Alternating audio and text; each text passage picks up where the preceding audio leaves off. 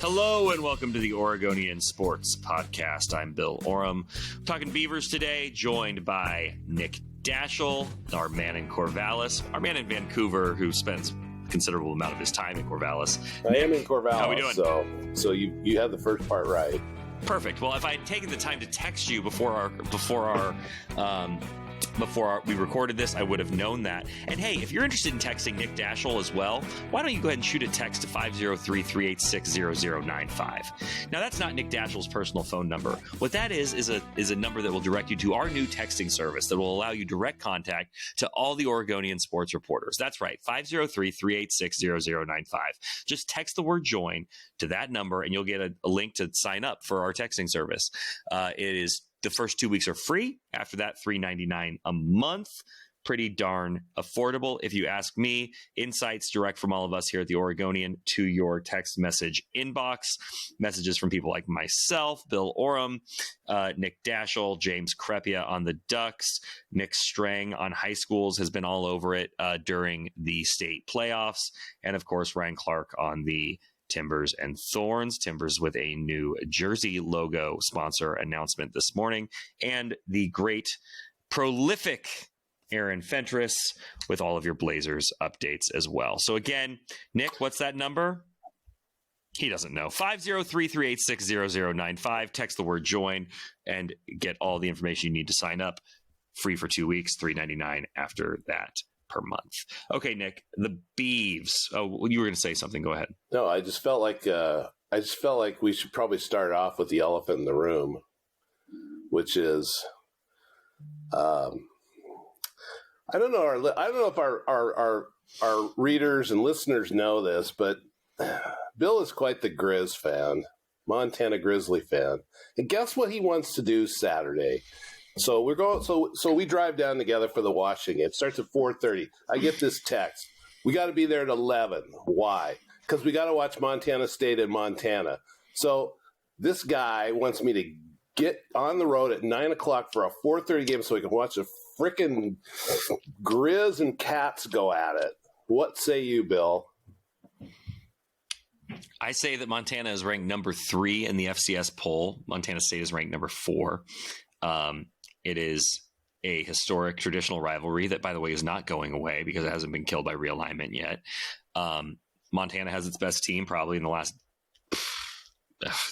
several years. I think probably the best teams of the Bobby Hauck era, part deux. And, you know, it's a rivalry that I think, you know, fans of Oregon and Oregon State can relate to a lot as well, where you have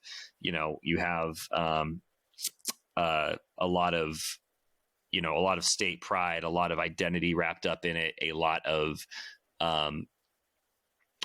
cultural themes. Missoula, the more liberal, granola town, and Bozeman, you know, traditionally has been the more working class agriculture land grant school. So, you know, that's obviously changed thanks to Yellowstone and Kevin Costner to some degree, but just a great rivalry. And this Montana team has been a lot of fun to watch all year. If you've seen me in the press box at an Oregon or Oregon State game and there's happened to be a little bit of a conflict, I might have a small window open on my computer link to that Montana game. And, you know, I will say, you know, I grew up in the state of Oregon. Have a lot of love for the teams here, was a fan of the teams here growing up. You lose a lot of that when you become a sports writer, and it just necessarily, you have to put a lot of that aside. And so, you know, especially in this job, you know, I am a impartial observer on all things, whether it's Blazers, Beavers, Ducks, Timbers, and my Montana fandom, my Montana love as an alum of the University of Montana is the one thing I still allow myself as a fan. And so this Saturday, huge game, huge amounts of fun, brings back a lot of really fond memories for me. And I'm really excited to create a new memory with you, Nick. It's even sitting somewhere in the bowels of Gill Coliseum. It's even kind of a rivalry on the Oregon State coaching staff. You got, you know, Jim Mahalchek, who coached at Montana State. And I mean, both of us have brought it up with him before, and there's no question he has got no love for your Grizz. And Jonathan Smith was the offensive coordinator right, at and Montana. I think there's a couple others that have spent some time at those schools. So, yeah. Well, and I would just say Brian Lindgren the offensive coordinator, did play, was a prolific quarterback at Idaho. And he was he was 0-3 against the Grizz in his playing days. So I think, if you're looking for people who would be rooting against the Grizz on Saturday or all Saturdays, Brian Lindgren is probably on that list too. And Montana, by the way, knocked off Idaho in a really big tilt earlier this season. I dare call it a showdown. Do you think anybody's still listening now that we've talked about Montana State? I kind of thought I was going to start this off with a rant about the teacher strike in Portland, because I am at my absolute wit's end. And love our teachers, want the best for our teachers. I've got 2 kids to put through Portland public schools, and I know that this short-term pain is going to be good for the long-term intellectual health of my kids. So support our teachers, absolutely. But my God, my 7-year-old came in this morning at 3 a.m., said he was going to take a bath, and I'm pretty sure has been watching Christmas movies on Disney Plus ever since then. I think we have exhausted the entire library of Christmas movies on all the major streaming platforms. I think we're going to have to switch to Hallmark soon. So that's what's been happening in my house over the course of the teacher strike. Nick, as the father of teachers, I'm sure you have lots of empathy for all sides. Yes, I do. I spent several months at home with 3 of them in the house during COVID. One of them, they were in 3 separate rooms doing their classes or doing a class of some sort. So, yes. Yeah. Okay, Nick, let's go ahead and turn our attention to the Beavs. That's why people are here, if they're here. And I think we have to start with, obviously the overarching theme of this week is one of the biggest games in Oregon State history. The Beavers are 11th in the CFP, hosting the number 5 Washington Huskies. Washington has the inside track at a CFP bid in the Pac-12 right now. I think you have to think that, considering they have the upper hand on Oregon after the head-to-head. A lot can change over the next few weeks. And Oregon State, is kind of the straw that stirs the drink right now. Oregon State hosts Washington, goes to Oregon State, goes to Oregon State, hosts Washington, goes to Oregon. I've looked at all the tiebreaker scenarios. The best I can tell, if Oregon State wins both these games, they're going to be in the Pac-12 championship game. I don't know if this is that Beaver team, Nick. I'm not sure that this is a team that is going to go beat back-to-back top 5 opponents in the last 2 weeks of the season. There are some holes, but they're still really dang good. And I think, where I looked, going into this Washington game is you've got they lead the conference in interceptions, and they're tied for the conference lead in sacks. So if they're able to get at Michael Penix Jr., this secondary, which has had some flaws this year, is good enough to make him pay and to turn the ball over. How are you looking at this Titanic tilt? I definitely think of the 2 games coming up. This one is the most gettable of the 2.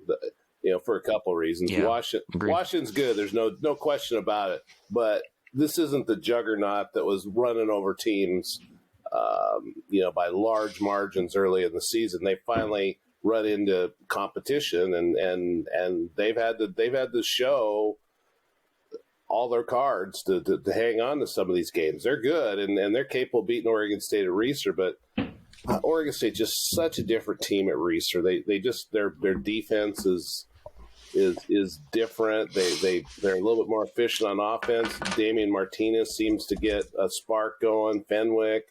I have a pick. I actually did not make a pick on this game in the Monday preview of Washington because I just wasn't 100% sure. But I'm leaning Oregon State at this point. That's where I'm leaning, and I just think it's going to come down to Oregon State, how much they can run the ball. If they can run the ball a lot, they're real effective there. They're going to limit Michael Penix's opportunities on the field, and that's kind of a key to the game, keeping him on the sideline as much as possible. Yeah, if Oregon State is able to, like you said, run the ball, chew up time of possession, something we've seen them do with quite a bit of success, and force a turnover somewhere in there. They did pick him off once last year. I will say that was in conditions that you're probably not going to be able to recreate this weekend in Corvallis. That was downright, near a typhoon. But I'm actually pulling up the weather right now because I actually haven't looked at it. But on Saturday, it's going to be rainy. It's going to be chilly. And I don't know if that necessarily works to one team's favor more than the other in the Pacific Northwest, except for the fact that Oregon State is going to be at home, familiar environs, like you said, dark, wet at Reser Stadium. I feel like that favors Oregon State in almost any situation. And also I trust Oregon State more on the ground than Washington. Oregon State's not going to part like USC's front did for Washington's running game. So I think I'm going to pick Oregon State in this game too. And I think I might be picking with my heart just a little bit because I want the last game of the year in Eugene to be for all the marbles. Frankly, I have a lot of attachment to, the erstwhile Civil War, the big football game. And I want the last one of these circumstances to be as meaningful as possible. And without getting into this, because I've talked about it ad nauseum, I recorded a show with James Crepia the other day, and he was kind of like, this game, the Oregon State game is going to get resumed, and it's going to still be a big game, and it's not going to matter that it's not in the Pac-12. And I just disagree. I think that the fact that it's not going to be in the Pac-12 it's never going to be the same. It might be something that is separately good, or something that we separately are able to enjoy and appreciate and assign real meaning to.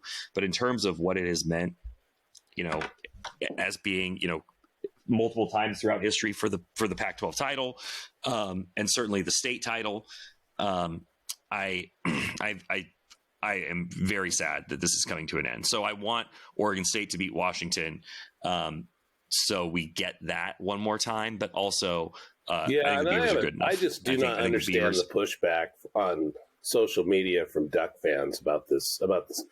I get it from Oregon State because, they feel jilted in this whole thing, and they blame Oregon, and there's some reason for them to feel that way, whether they're right or wrong. But the Oregon people, I just don't get it. Why they're so why they just don't feel like Oregon State's worthy of their time and whatnot. It's like some of them are just rooting for them to go to the Big Sky or something. And they must not have spent enough Saturdays in football stadiums in the last game of the season in November to appreciate what they're going to be missing if this series goes away. Right. Yeah, and we've exhausted sort of the potential for the game getting moved around and all that, and where that could be, and could it be as early as 2024? Oregon State, I think, has been more transparent about that than Oregon. I think Oregon has mostly offered platitudes that has been, I think, I would dare say, has been more about marketing and plausible deniability than actually working toward a solution, at least based on what they've said publicly. But, here's hoping that they figure something out. Okay, but as it relates to Oregon State, Washington this weekend, one thing that we will not be getting in Corvallis, we're going to get rain, we're going to get wind, we're going to get a great football game, we're going to get Nick Daschel's best lead of the season, I'm sure. One thing we're not going to get is College GameDay on campus, and that has obviously been a bitter pill among Beaver fans. I've heard from them. You've heard from them. There is a real sense, and I think there's a real sense that this is just sort of a continued sign of disrespect against Oregon State, that Oregon State is not worthy of a big time football conference, and now not of a big time football spotlight. And, I could certainly get on board with a James Madison University College GameDay. James Madison's a great story this year, and again, going back to my FCS Montana roots, I've been very engaged with a lot of games against James Madison in the middle of December in the FCS playoffs. I mean, tremendous football program, has had an incredible sort of arrival in the FBS. Undefeated, won't be bowl eligible as a condition of its transition to the FBS. They're obviously petitioning to get that overturned. It's a real college football story deserving of a spotlight. That said, I just can't quite see how anyone could be sitting in a boardroom and rationalizing a decision to say, if we are basing this on going to the best football game of the week and the biggest story in college football, I don't know where those two things could possibly intersect better than in Corvallis for Oregon State, Washington. So it just seems to me that there's something that we don't know about how those decisions get made.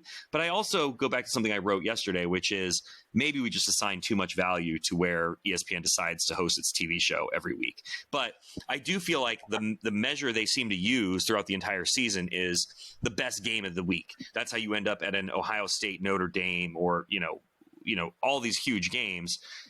How is that, so you set the expectation that that's what you're basing your decisions on. And then you get a game like this, number 11 versus number 5, the end of the Pac-12, in a 108-year history, huge CFP implications, huge Heisman implications. And you say, hey, James Madison's playing Appalachian State in Harrisonburg. That's where we're going to plant our flag. What say you? Yeah, I mean, you kind of said it all there.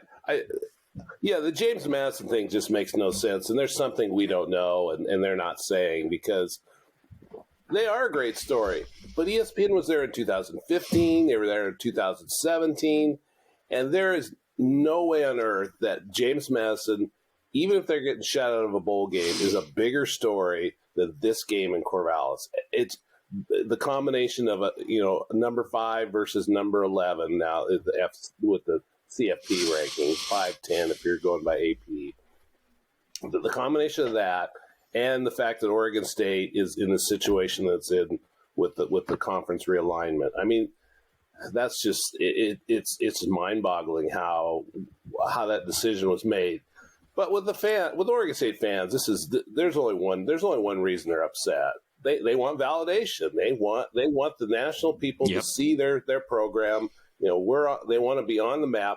There's some of them that think that if game day comes, Oregon State plays well, they win a game, and they could do this in the national spotlight, that somehow the Big 12 is going to come to their doorstep and say, come on down. That's not going to happen, but that's some of the thinking there is if they make a run here late in the season, somehow they're going to be so attractive, the Big 12 is going to bring them in. That's just not a decision. I honestly don't believe the Big 12 makes that decision. The Big 10 makes that decision. That's Fox and ESPN that makes that decision, because if they're not coughing up more money, the Big 12 is not going to invite them to the conference. But that's what's driving some of this with Oregon State fans, is they want as much spotlight as possible. So maybe there's a chance they can get in one of these Power 5 conferences. And, I'll say I'm not a big Pat McAfee fan. There's a lot of things I find to be distasteful about his entire broness.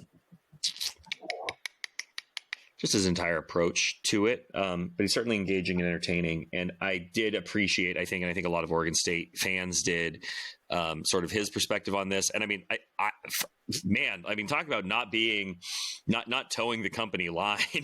Pat McAfee's on his show this week saying that he wishes that they were bringing the show to Corvallis, that he thought they were going to Corvallis, that he's disappointed they're not going to be in Corvallis, that he's heard from thousands of Oregon State fans who are upset they're not going to Corvallis, and only like 5 or 6 JMU fans who are happy they're coming to Harrisonburg. So, I mean, he's certainly at least playing it up for Oregon State fans, which I think probably is appreciated in all of this disrespect and lack of validation that you're talking about. I think it's unfortunate just because there was an opportunity to showcase, that Oregon State is not some backwater, forgotten, JUCO. And, there was one time earlier this year where I thought there was a real chance for some exposure in the form of College GameDay, and that was the Pac-12 championship, the Truce and the Palouse up in Pullman. You and I were both there, and it was week 4. Those schools were both undefeated, both ranked. When Washington State had a pulse, but that was up against Notre Dame and Ohio State for like the 8th time ever, and we understood that. It's like, hey, that's a big time college football blue bloods decision. But I don't know. And if Oregon State were to beat Washington, for the last big football game against Oregon a week later would be perfect, except for that game's on a Friday. So that doesn't make sense either. So, Oregon State wants that national exposure. The only way to get it is to beat Washington, certainly set up a huge game against the Ducks and force your way into that Pac-12 championship game, because that is certainly possible. Although I do think that game in Autzen on the 24th, a day after Thanksgiving, is going to – I just think the Ducks are really good. Too. And James and I broke that down on our Ducks podcast this week, and I thought he said it well, which is, when those two teams get together, they're both going to play to their strengths, and it just feels like this year the Ducks have more of them than the Beavers. And so, okay, so that's game day. So you and I were both tuned in yesterday for the Gary Leiby Comedy Hour.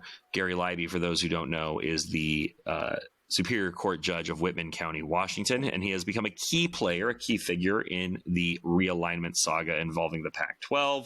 Yesterday, Oregon State and Washington State sought their preliminary injunction to gain access to the assets of the Pac-12 and control of the board of the Pac-12.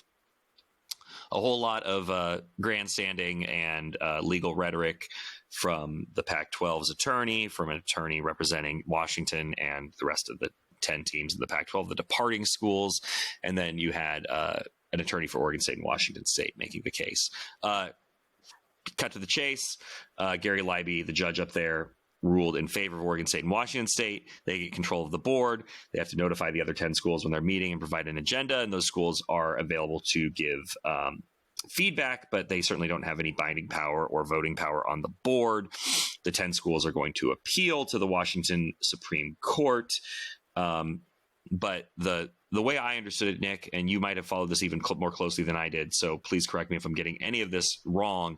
But the way I took it was essentially that this preliminary injunction was based on the fact that any legal proceeding was likely to find that Oregon State and Washington State would be given control of the board. So that is sort of the temporary sort of ruling. What does that mean? What action can Oregon State and Washington State take now? And what kind of power does this give them in the I don't want to say the long run, because they don't have that long of a runway, but the in the big picture and sort of the intermediate run. Well, I think they can. I don't want to say they can as confidently as humanly possible, but they can march ahead pretty confidently toward figuring out putting this conference back together over the long haul. But it's got to start with next season. They got to figure out immediately how to get this football thing figured out, and that's going to have to happen in what we got about 3 weeks till December 4th when the transfer portal opens. So, Scott Barnes told me yesterday he actually drove to Colfax and then drove back home. So I talked to him when he left Colfax, and he wants to be able to tell Jonathan, like, pretty much as soon as the season's over, what's going to happen, so he has time to talk to the players before that December 4th deadline. Now, I don't know what happens, honestly, if Oregon State gets in the Pac-12 championship game, because that would kind of wipe out that time you have with your players to talk to them. But still,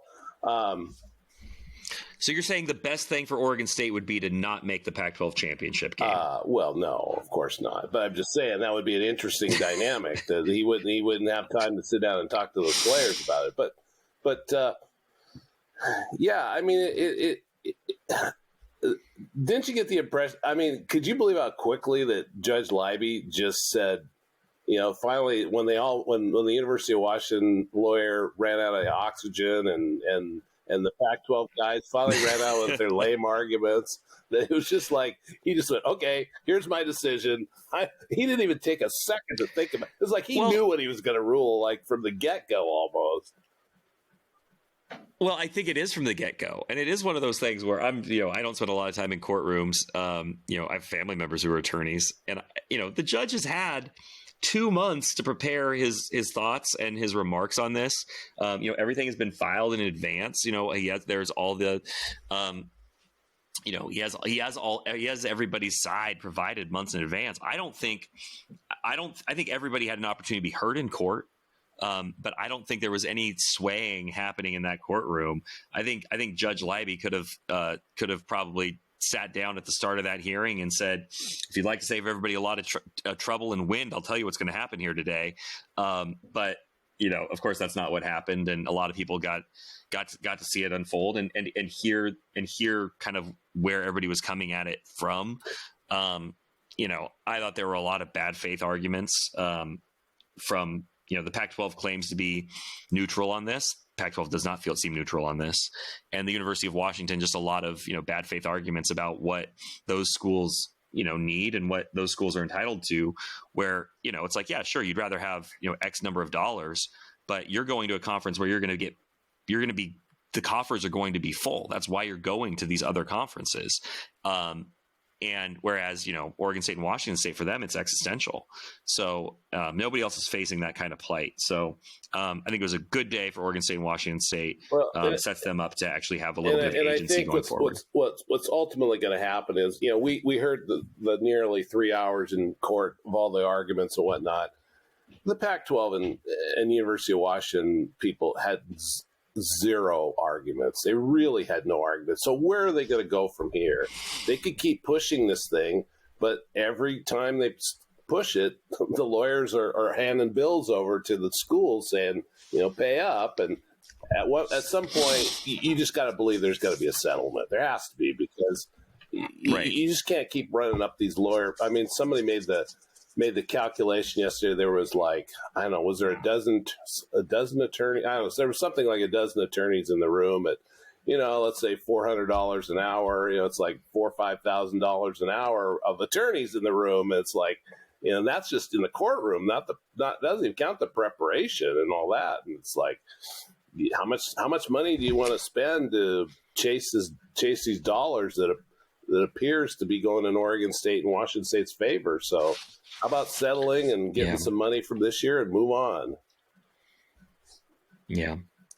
Nick, one thing that it is officially coaching carousel season, which is, it's as much of a tradition in this world as being angry about the CFP and bowl projections and Heisman arguments. And it does feel like the Jimbo Fisher firing at Texas A&M really got this going in earnest. It's been a bigger story with Oregon, where Dan Lanning has had to reject the idea that he would be interested in the Texas A&M job replacing Jimbo Fisher. I will say, this is unrelated to Oregon State, but I did write something in the summer about Dan Lanning, and wow, that $20 million buyout, what a big deterrent that $20 million buyout for Dan Lanning is for any schools that might want to hire Dan Lanning. And then you see Texas A&M go pay $76 million to get rid of Jimbo Fisher, and all of a sudden Dan Lanning's $20 million doesn't feel like that big of an impediment. But I do think that Dan Lanning has really drawn a line in the sand about the fact that he's not going to leave Oregon. And I tend to believe him. Now, things can change, obviously, but I do take him at face value on that, at least for now, at least kind of in this moment in history. I feel less confident about Jonathan Smith, which feels counterintuitive, because Jonathan Smith feels like more of a lifer at Oregon State than Dan Lanning does at Oregon, right? Jonathan Smith, deep roots. It fits him, personality wise, culturally. He's not a big city flash, guy. I think he likes to just be in a place where he can just coach football and go win football games, but he needs the resources to be able to win. And as of this moment, Wednesday, November 15th, you can't say with certainty that he's going to have those resources, and certainly not the same level of resources that he's had in his first 5-6 seasons in Corvallis. There are a lot of good jobs opening up. There's a lot of good jobs that are open now. Mississippi State, the latest, Michigan State, Northwestern, UCLA is a strong possibility just because of the way things have gone with Chip Kelly. Jonathan Smith is from LA. We do this a lot. Oregon State gave Jonathan Smith an extension last year. They gave him a raise last year after the 10-win season. They've obviously deeply committed to him and his staff. But when your athletic department budget gets totally gutted, can you keep paying to keep your guy? And will he still have the resources that he needs to have to keep his players, to keep his coaches?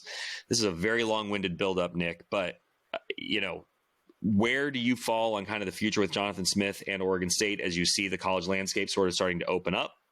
And do you think we will get a similar sort of level of commitment from Jonathan that we heard from Dan Lanning? Would it be wise for him to make that level of commitment at this point, given all the uncertainties? The floor is yours. Well, I've made a request to talk to him today about after now that there's a decision, and I don't want to ask him, are you interested in this job or that job? What I want to know is, what will it take at Oregon State to keep you here? What's going to keep you interested in being at Oregon State? And what do you need to see? And then also, what do the players need to see? What do you feel like the players need to see? Because, those are the questions that need to be asked, because I think he wants to stay at Oregon State. He loves Corvallis. He likes raising his kids there. Yeah. He doesn't really want to be I don't honestly think he wants to be at a place like UCLA or Texas A&M or Michigan State, where it's more media scrutiny and whatnot. He likes coaching ball, and he doesn't really want to spend a lot of time explaining, ball. So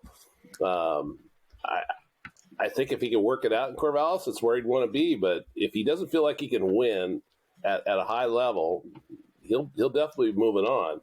Now, whether that's the NFL or college, I don't know. But yeah, so I think these next couple weeks are going to be pretty crucial for Scott Barnes and Jonathan Smith in terms of where this football program is headed next year and the next 5-7 years, really. Because if Jonathan isn't around, they build a foundation, but I don't know, who knows how much of that they can keep. As we've seen at Oregon State, it can fall apart pretty fast. Mike Riley had it going, and then he didn't, and then it collapsed. So, all it would take is 25 or 30 guys walking out the door to other schools, and those are hard to replace. So, like I said, these. Yeah, if you were to lose a bunch of guys in the portal this year, and you lose Jonathan Smith, and you're starting over kind of in a little bit of a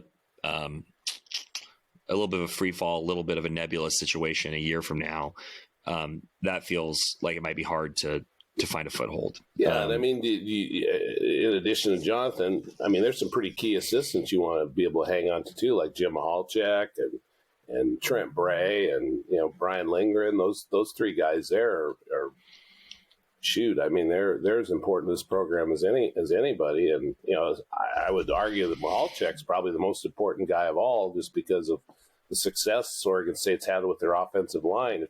I mean, if you could just pick one position to be good at, offensive line is the place to be, and they've been really good at it. So that's, he's a key guy too. So, like I said, these next few weeks will be pretty interesting to see where this heads with Scott and Jonathan in terms of their conversations. What can Scott Barnes do in the next 3 weeks? What do you think that he can show, demonstrate? What can he tangibly provide that gives stability to the program? I think once he has a better handle on what assets that they will be able to get their hands on with the Pac-12, and he can lay out a vision to Jonathan that this is what the Pac, whatever you want to call it, 8, 10, whatever they want to rebuild it. It's not going to happen overnight. What it would look like, how, what we're looking for exposure from media network, media rights and things like that. And where, what opportunities they might have, who could they play, those sorts of things. I think he can put that together pretty quickly, at least to give him a vision. Now, I mean, maybe Jonathan's here for a year let's see how this works, and then, and then we'll see. But I don't think Scott could sell him certainty, but he could sell him a vision. Do you think that's anything that we are hearing publicly in the next few weeks? Does that vision get shared publicly, or is this going to continue to be behind closed doors and kind of leave the rest of us wondering? Well, I mean, I would hope we're going to hear as much as we can, find out. But no, we're probably not going to hear everything. Eventually we will, but I don't think immediately we're going to hear everything. But I'm going to try to find out as much as I can because. Well, that's what you do, Nick. We know that you're again, as our man in Corvallis, we know that you are on top of the story. I guess I was just wondering if there was a need from Barnes to signal that progress in some way to fans as well. If those conversations that keep players here can be handled internally, or if there needs to be sort of a public showing of direction. I mean, maybe it's really, a little bit of both. What the public wants to hear is Jonathan's sticking around. The players are sticking around. I don't know that fans need to know everything that's going to happen. I think that's going to come out over time. But if they know that Jonathan's sticking around, and most of the players are going to be back, I think that would make them fairly happy. I mean, obviously, fans want to know as much as they could find out, but yeah, I think those two pieces of news would be the most welcome to people. Nick, I think I've exhausted all the questions I have for you today, but there might be listeners who have questions for Nick Daschel. And if you have questions for Nick, our man in Corvallis, or James Crepia, our man in Eugene, or people who are covering sports all across the state of Oregon, why don't you go ahead and shoot us a text? Do you remember that number? I'll tell you again. It was 503-386-0095. That's right. Shoot a text with the word join to 503-386-0095. You'll get a link to sign up to our free texting service. I say free. It's free for the first 2 weeks. Give it a try. Try it on. See how it feels on you. If you like it, after that, it's only going to be $3.99 a month. $3.99 a month. That's, I don't know, Nick. What costs $3.99? Something at Starbucks, and it was almost $5, so it's less than that. Less than what? Less than my pumpkin chai here that I just got. So yeah, it's less than that. Pumpkin chai? It's iced chai with pumpkin cream on top of it. You gotta try it. It's good. I know it's a little soft for you. You're Mr. Hardcore Grizz guy, but you just want if it doesn't have whiskey in it, it's not coffee. And oh, you know what else? You know what else you need to ask people? Since you're going to push this Montana State thing on Saturday, which I still haven't decided what we're going to do, but where would people watch in Corvallis? You suggested Squirrels, but yeah. I don't know. I mean, it is ESPN Plus, by the way, so it's going to be a little tough for Chick. I know. Oh, that's the other thing people are really mad about the JMU game, by the way, is that if the James Madison game was such a big deal, it wouldn't have been assigned to lowly ESPN Plus. If the game actually mattered, it wouldn't be on ESPN Plus. So, but ESPN Plus is a great place for a game. Just ask Montana State. And, that's a good question. I mean, listen, I could just watch it on my phone, and, as we're driving through Woodburn, but that just doesn't sound very fun. I think we should find a place in Corvallis. That is a great question. If you're in Corvallis, if you've made it this far in the podcast, you better know a lot about Corvallis. Tell you what, let us know where you think that Nick and I should post up to watch Montana State. You could even come through and say hello to us on Saturday morning or early afternoon before we head over to Reeser. That's right, Nick. I'm gonna make you meet your adoring public. And if you have any thoughts on that, the best way to get us that information, it's not on Twitter. I mean, X, the platform formerly known as Twitter, or it's on Threads or Blue Sky or Post or Mastodon. No. The best way to give us your thoughts on where we should watch the Montana State game on Saturday in Corvallis is by shooting us a text to 503-386-0095. Start by texting the word join. That'll get you a link. $3.99 after free 2 weeks. But then let us know where you think we should be watching that game. That'll pop right in here to both Nick and I. We'll take it under advisement. Maybe we'll even make it a little bit of a thing throughout the week if we hear from you. So, Nick, I think that people now know to send a text message to 503-386-0095. Your next career as a used car salesman. Is there anything else that, hey, I unlike Pat McAfee, do toe the company line. Nick, anything else you want to leave your adoring public with before we sign off for this week? You said you're going to pick the Beavers against Washington. That way. I'm leaning I've got the Beavers against. I didn't say I was going to, but I'm leaning that way.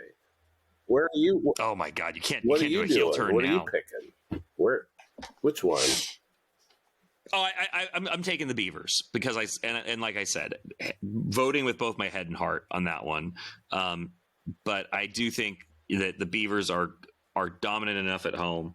They have been playing clean enough offensively. I think they have the ability to control the line of scrimmage. I think they're going to move the ball on the ground. I think they're going to be able to chew up some clock. That obviously is going to be the game plan. And I think the defense is good enough to force some mistakes from Michael Penix, who, by the way, just hasn't been – I know he's everybody's Heisman favorite still, but I just feel like he has not been so flawless that you can't get after him a little bit. And maybe I'll live to regret those words, but Oregon State has seen him before. Trent Bray had a good plan for him last year in Seattle. I think Trent Bray is probably the best defensive coordinator in the conference. I think the Beavers are going to be ready. Well, I probably should mention I'm working on a story on Ben Gulbranson. I talked to him yesterday for a while about this season and what he's gone through, and after winning 7 games last year, he's pretty much been idled. He had a lot of thoughts. He was pretty thoughtful, I thought. So hopefully people will enjoy that. Yeah, I'm really looking forward to that one, Nick. Glad you're able to get some time with Ben. Ben Gulbranson obviously was a great story a year ago and was exactly the player the Beavers needed in a moment they really needed him. So it'd be good to hear from Ben. All right. Well, for Nick Daschel, I'm Bill Oram. Thank you, as always, for listening to the Oregonian Sports Podcast. We sure have a lot of fun coming on here and talking to you guys, especially when there's so much going on. The stakes are so high. There's great football happening.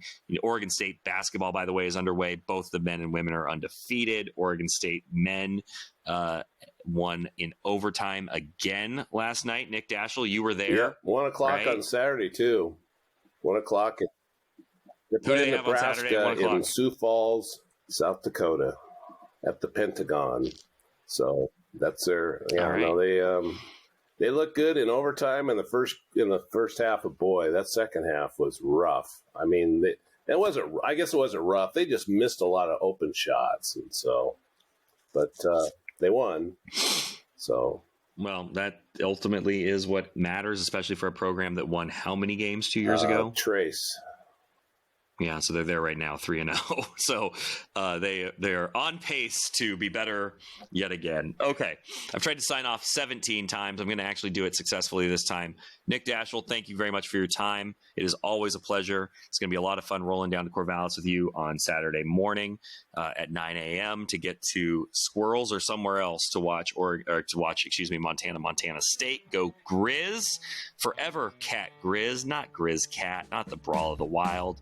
It is the Cat Grizz game, and I'm sure looking forward to it. Look forward to talking to you all next week as well. Thank you for supporting the Oregonian and Oregon Live. Continue reading those stories. Send us your questions by text, and we'll be back next week going into the maybe the biggest Oregon State game ever. Chew on that for the next week. Take care.